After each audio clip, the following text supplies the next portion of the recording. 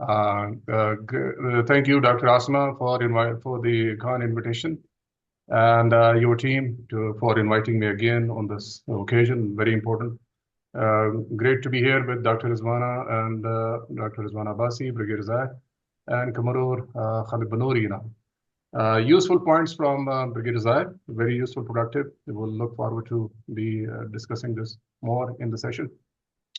I am given a talk to speak on disarmament commitments, given the strategic realities of in the international politics.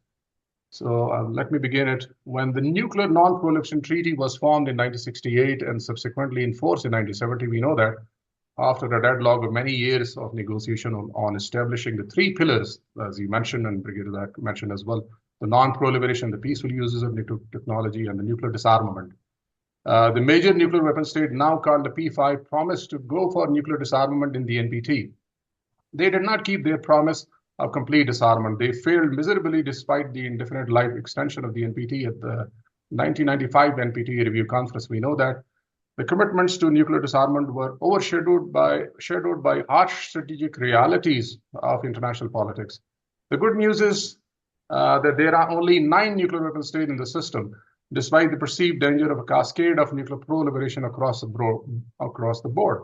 The aspirant states for acquiring nuclear weapons were either forcefully not allowed by the US or preempted with preventive strikes by others, such as Israel and the US. Israel preempted Iraq, Syria, and more recently Iran. We know that nuclear facility because of its fear of existing threat from other countries in possession of nuclear weapons. But Israel remains the only country to possess nuclear weapons in the region while rejecting the proposed nuclear weapon-free zone in the Middle East. And that became one of the reasons for the failure of the NPT review conference. The US did not allow others, when it comes to the US, they did not allow others to acquire nuclear weapons except the UK and France.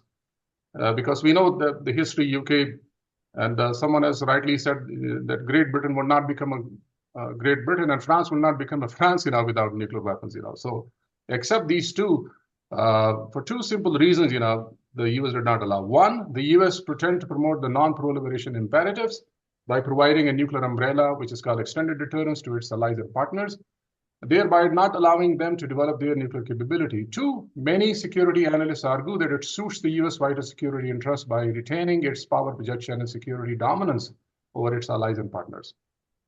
The bad news is that the NPT remains weak and ineffective, not even preventing nuclear weapon states from striking non-nuclear weapon state parties to the NPT, such as the case of Iran. The NPT probably may not prevent the recognized nuclear weapon state from using nuclear weapons against the non-nuclear weapon state parties to the NPTs. Some imperative of negative security assurance, legal binding of negative security assurance was depicted by Brigadier Zak, rightly so. This potential has created a dangerous precedent and a security concern between the haves and have-nots. The very foundation of the NPT was based on discrimination between the haves and have-nots. The NPT continues to live with this dilemma. Since the inception of the NPT, only those states that had already acquired nuclear weapons capabilities since January 1st, 1967, we know that have been recognized as a nuclear weapon state, while the rest that have not acquired nuclear weapons or have not acquired nuclear weapons would be considered as an outlier to the NPT. So it is not recognized in the eyes of the NPT.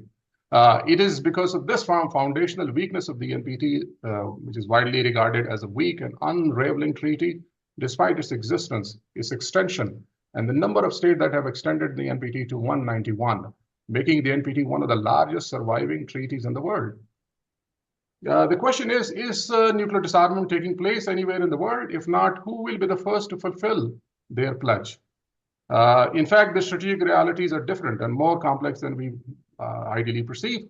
Both the US and Russia continue to possess almost 90% of the total world nuclear forces. All major nuclear weapon states are not ready for the promise they made for the ultimate or a complete disarmament.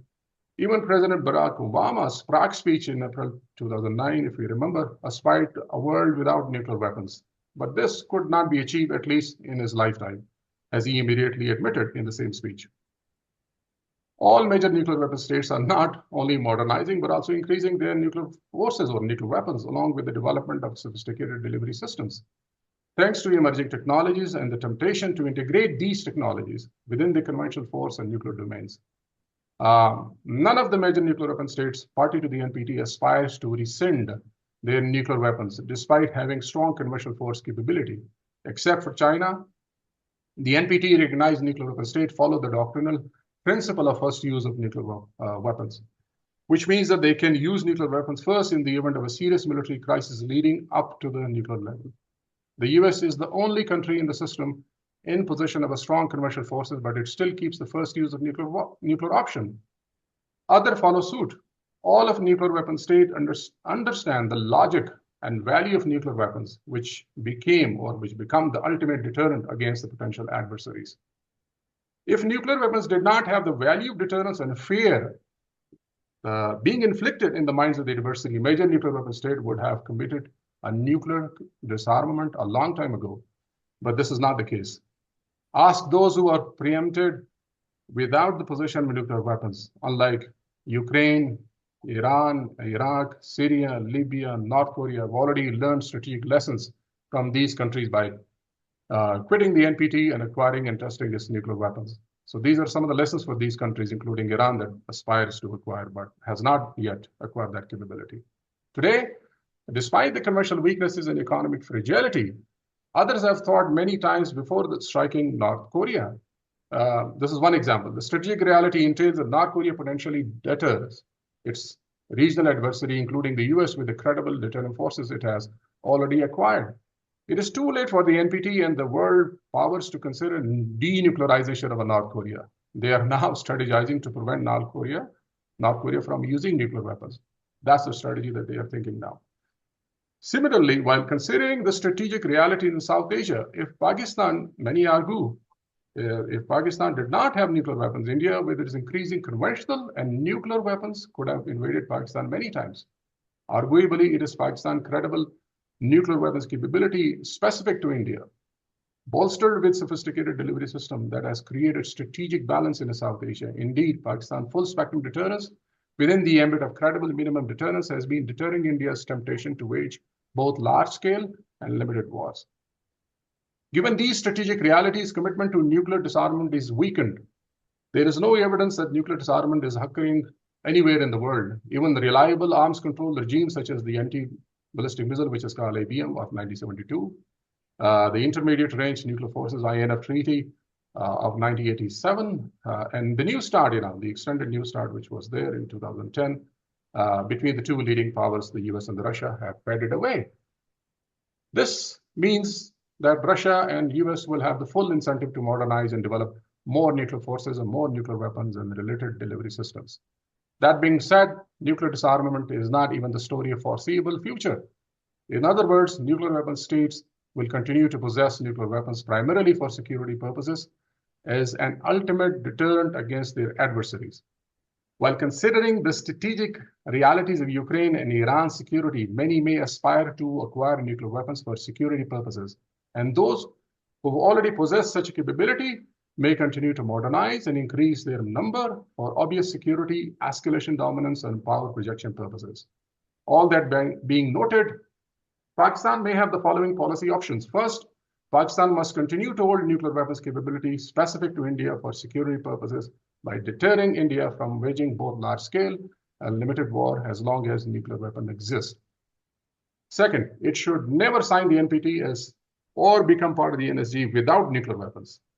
Rather, Pakistan should continue to work by pushing the member states of the NPT and the NSG for structural reform by placing Pakistan within these regimes with nuclear weapons. Third, Pakistan should never become part of the NPT, even if India signs this without its nuclear weapons. This is due to the growing conventional force asymmetry between the South Asian nuclear rivals. In other words, India without nuclear weapons becoming a party to the NPT will have growing and advanced conventional forces, providing India with the strategic incentive to strike Pakistan. Finally, Pakistan should continue to support the universal principles of equity, transparency, and non-discrimination when it comes to three basic pillars of the NPT, as we discussed: the non-proliferation, disarmament, universal disarmament, equity, as Brigadier Zahir has mentioned, and peaceful uses of nuclear technologies. In sum, this NPT review conference starting from today on April 27 may not be able to accomplish all the outstanding goals, such as the proposed Middle East nuclear weapon-free zone, agreement on the complete nuclear disarmament, and the long-standing issues of discrimination between the haves and have-nots. I stop here. Thank you.